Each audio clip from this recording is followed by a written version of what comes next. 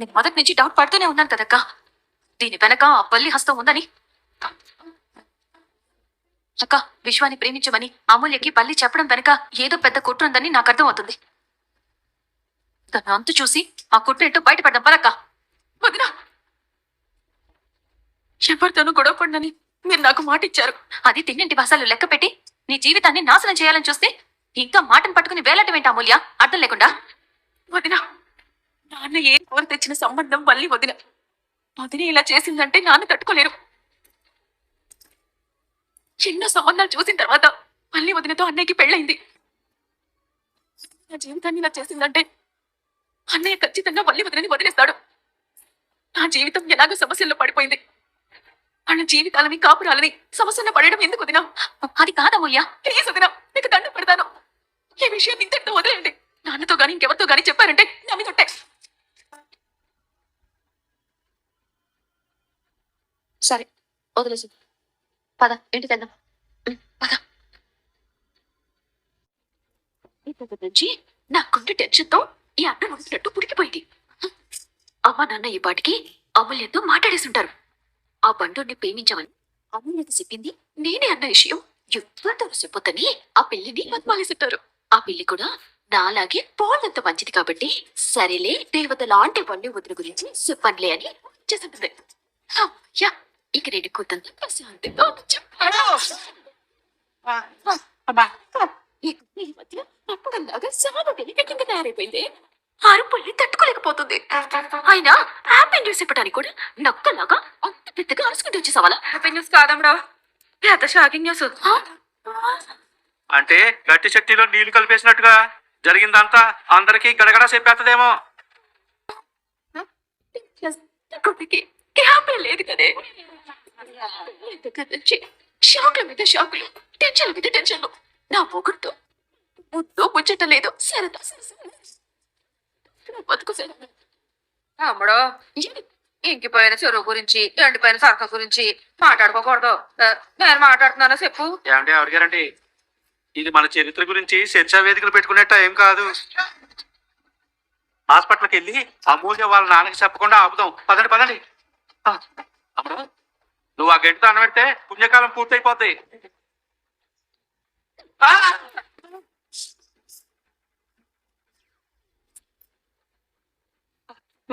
నువ్వు నీ అదొక కంగారును.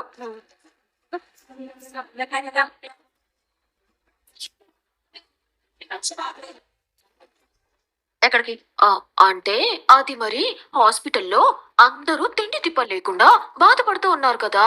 అందుకే అందరినీ బతిమాలేసి అందరికి ఒక ముద్ద అన్నం పెడదామని కష్టపడి అన్నం వండేసి క్యారేజ్ అట్టుకొస్తున్నాను. ఎంతైనా నాది మానవత్వం పరిమళించే మంచి మనసు కదా. ఏంటి మీది మానవత్వం పరిమళించే మంచి మనసా? మావయ్య గారు హాస్పిటల్ పాలవడానికి కారణం నువ్వు.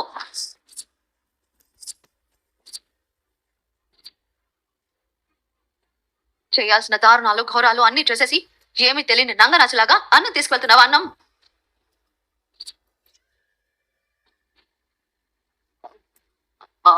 ఆజ్ బాబా, ఇంకేం మాట్లాడుతున్నావు నువ్వు?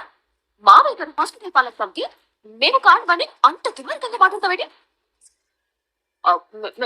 మేమేం చేసాం? మేము ఎలా కారణం? ఎలా ఎలా కాదా?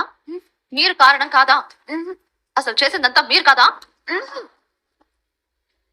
విశ్వక్ని ప్రేమించమని అమూల్యకి చెప్పింది నువ్వు నువ్వు కాదా?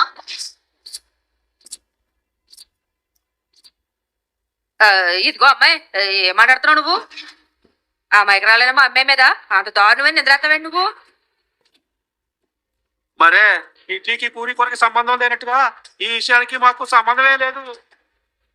అవును, ఆయన నీ దగ్గర ఏం ఆధారాలు ఉన్నాయని మా మీద నిందలెత్తున్నావు ఏంటి? ఆధారాలు కావాలా? ఆధారాలు కావాలా? సరే అమూల్య,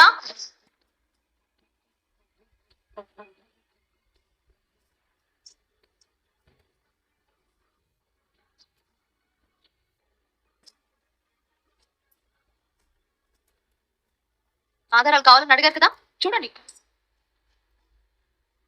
మీరు చేసిన నీచమైన దుర్మార్గం గురించి మొత్తం చెప్పేసింది.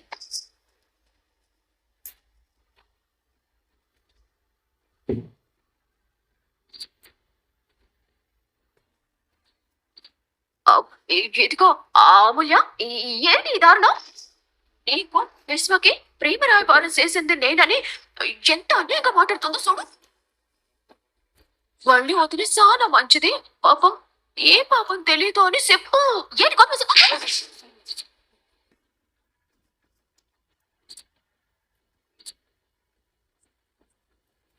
నువ్వు నన్ను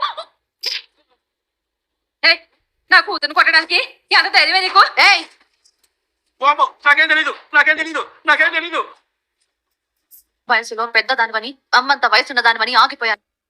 నీ నోట్లో నుంచి ఇంకొక మాట వస్తే ఖచ్చితంగా కొడతాను. ఛీ, నువ్వు అసలు అమ్మవేనా, ఆడదానివేనా? ఏ తల్లైనా కూతురికి మంచి బుద్ధులు నేర్పిస్తుంది, అత్తారింట్లో బుద్ధిగా కాపురం చేసుకోమని చెప్తుంది. కానీ నువ్వు మాత్రం నీ కూతురికి కొంపలు కూల్చడం నేర్పిస్తున్నావు. సిగ్గునిపించట్లేదా? ఛీ, నీ పెళ్ళి ఒక అబద్ధం, నీ చదువు ఒక అబద్ధం, నీ నగలు ఒక అబద్ధం, అసలు నీ బతుకే ఒక అబద్ధం. మీ నిజ స్వరూపం గురించి, మీ మోసాల గురించి తెలిసినా సరే మీ గురించి మావయ్యకు చెప్పకుండా క్షమించి వదిలేశాను. ఎందుకంటే ఎంతైనా సాటి ఆడపిల్లవని, అక్కలాంటి దానివని. ఆ క్షణం నుంచి అయినా బుద్ధి తెచ్చుకుని బుద్ధిగా ఉంటావనుకున్నాను. కానీ ఈ ఇంటి ఆడపిల్ల జీవితాన్ని నిప్పుల్లోకి నెట్టేస్తావనుకోలేదు. అమాయకురాలకి మాయ మాటలు చెప్పి వాడిని ప్రేమించమని రాయబారం చేసి తన జీవితాన్ని నాశనం చేస్తావా? మావయ్య గారిని చావు బతుకుల మధ్య పడేస్తావా? ఒక అక్క లాంటి నీ కాపురం కూలిపోకూడదని ఆలోచించి నువ్వు ఎన్ని తప్పులు, ఎన్ని మోసాలు చేసినా సరే క్షమిస్తూ వచ్చాను. కానీ ఇప్పుడు నేను నిన్ను క్షమించను, నిన్ను వదిలిపెట్టను. ఈ రోజే నీ సంగతి తెలుస్తాను. పదవే. వదిన ఆగు. గొడవద్దరి అప్పుడే చెప్పాను కదా, వద్దదినా. ఏంటి అమూల్య ఆగేది? అబద్ధాలు మోసాలతో ఈ ఇంట్లో కోడలుగా అడుగు పెట్టానని సిగ్గు కూడా లేకుండా ఈ ఇంటి ఆడపిల్ల భవిష్యత్తు నాశనం అవడానికి కారణమైంది. ఇలాంటి దాన్ని క్షమించి వదిలేస్తే అంతకంటే తప్పు పాపం మరొకటి ఉండదు. తీసుకుని రాక అందరి ముందు తన అంత తేలుతావు. తీసుకురా. పదా. ఆగొదినా. తన గురించి చెప్తే నా జీవితం నిలబడుతుందా? నాకు జరిగింది తిరిగి వస్తుందా? అందుకని తాను చేసిన ఇంత పెద్ద తప్పుకి శిక్షించకుండా వదిలేస్తావా? దానివల్ల తన కాపురం కూలిపోతుందే తప్ప ఎలాంటి ప్రయోజనం ఉండదు దినా. అసలే హాస్పిటల్లో ఉన్న నాన్న తన పెద్ద కోడలు ఇలా చేసిందంటే తట్టుకోగలడా? ఆ బాధలో నాన్నకేమైనా అయితే అప్పుడు నాన్నని మనం తిరిగి తెచ్చుకోగలమా? వదినా, జరిగిందేదో జరిగిపోయింది. తన రాత ఇలా తగలబడింది. తన కాపురాన్ని సమస్యలో పడేయడం ఎందుకో?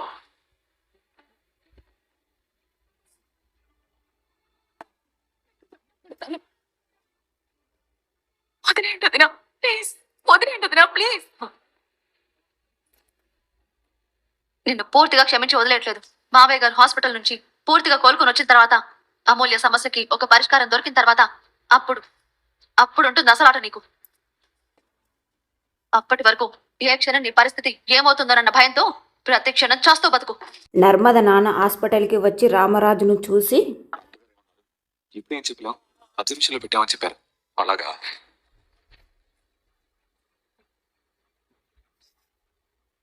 కాదండి, ఆడపిల్ల లేచిపోయి పెళ్లి చేసుకుంటే ఏ తండ్రి పరిస్థితి అయినా ఇంతేనమ్మా.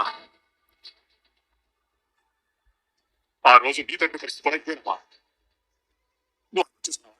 లేదు కదా, ప్రేమించడాలు, పెళ్లి పీటల నుంచి తీసుకుపోవడాలు, పెళ్లి చేసుకోవడాలు, పెళ్లి చేసుకుని ఏదో సాధించామని కొడుకు కోడల్ని గొప్ప మనసున్నట్టు ఇంట్లోకి రానివ్వడాలు, ఇవన్నీ చూడడానికి నలుగురిలో గొప్పగానే ఉంటాయమ్మా. ఆ బిడ్డ తండ్రి బాధ ఇప్పుడు తెలుస్తుందమ్మా. తనకి ఓ బిడ్డ ఉన్నప్పుడు, ఆ బిడ్డలా చేసినప్పుడు ఆ బాధ ఏంటో ఇప్పుడు తెలుస్తుంది. ధర్మం ఎంత గొప్పదో చూసావా అమ్మా?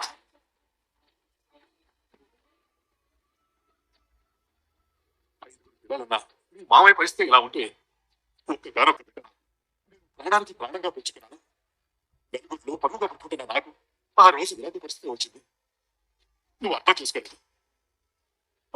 ఆ గుట్టు మీద పడుకున్నాడే ఆ పెద్ద మనిషి, ఆయన కూడా అర్థం చేసుకోలేదు నా బాధ ఏంటి అని. నాన్న, నువ్వెందుకు వచ్చావు? గొడవ పెట్టుకోవడానికి వచ్చావా? ఎక్కడికి వచ్చి ఏం మాట్లాడుతున్నావో తెలియదు. నువ్వు ఇక్కడ ఉండడం కంటే వెళ్ళిపోవడమే మంచిది. అమ్మా నర్మదా, అవునన్నా, మీరేమైనా అనాలనుకుంటే నన్ను అనండి. అంతే తప్ప మావయ్య గురించి, నా కుటుంబం గురించి అంటే మాత్రం నేను ఊరుకోను. చూడమ్మా, మిమ్మల్ని అందరినీ తిట్టాలని, మిమ్మల్ని ఏదో అనాలని నేను ఇక్కడ రాలేదు. మీ మామయ్య గారు నా బిడ్డ మీద చూడగానే ఆ రోజు నేను పడ్డ బాధ గుర్తొచ్చి అలా మాట్లాడాను. దయచేసి ఎవరు ఏమీ అడగకండి. బాబు సాగర్, ఒకసారి ఇలా నీతో మాట్లాడాలి. సరే అత్తయ్య, మా నాన్న అలా మాట్లాడతారు అనుకోలేదు. ఏమనుకోకండి. పర్వాలేదు నర్మదా, ఆయన మాట్లాడిన దాంట్లో వాస్తవం ఉంది.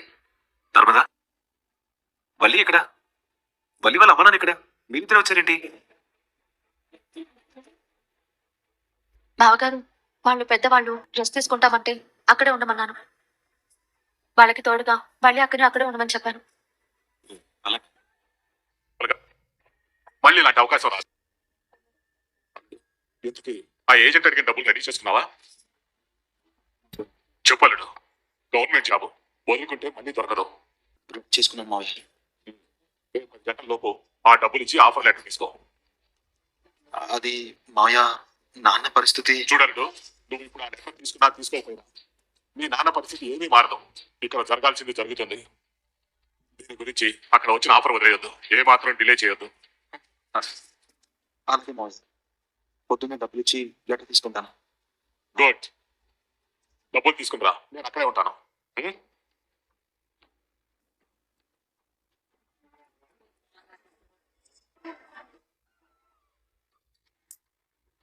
నాన్న వెళ్ళిపోయారా?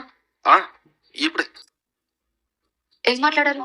అది అది అది మళ్ళీ మావయ్య గారి గురించి ఏమైనా తప్పుగా మాట్లాడారా? చచ్చా, అదేం లేదు మరి ఎందుకు పక్కకు తీసుకెళ్లారు? నర్మదా. ఏం లేదు నర్మదా, మీ నాన్నగారికి ఏం కాదు, ధైర్యంగా ఉండమని చెప్పారు, అంతే. ఓ అంతేనా? సరే, భోంచేద్దాం. నేను అత్తయ్య గారిని తీసుకొస్తాను.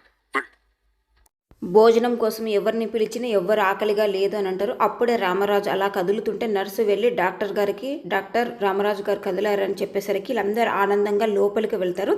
ఒక్కసారిగా వీళ్ళందరినీ చూస్తాడు. ఇది ఈరోజటి ఎపిసోడ్. రేపు ఎపిసోడ్లో ఏం జరిగిందంటే రామరాజు డిశ్చార్జ్ అయ్యి ఇంటికి వస్తాడు. అతడు కూతురు వైపు, అమూల్య వైపు చూస్తుంటే ఎవరి వైపు చూడాల్సిన అవసరం లేదని చెప్పి దిష్టి తీసి ఇంటికి తీసుకెళ్ళకపోతుంటే అప్పుడే విశ్వకు వచ్చి అమూల్య చెంప పలగొడతాడు. అది చూసి తండ్రి ఆగిపోతాడు. అక్కడ ధీరజ్ కోపంతో రే అని ముందుకు వెళ్ళబోయేసరికి వాళ్ళ అమ్మ ఆపుతుంది. ఇది రేపటి ప్రోమో. ఇప్పటికైనా లైక్ చెప్తే లైక్ చేయండి, నచ్చితే ఛానల్ని సబ్స్క్రైబ్ చేయండి.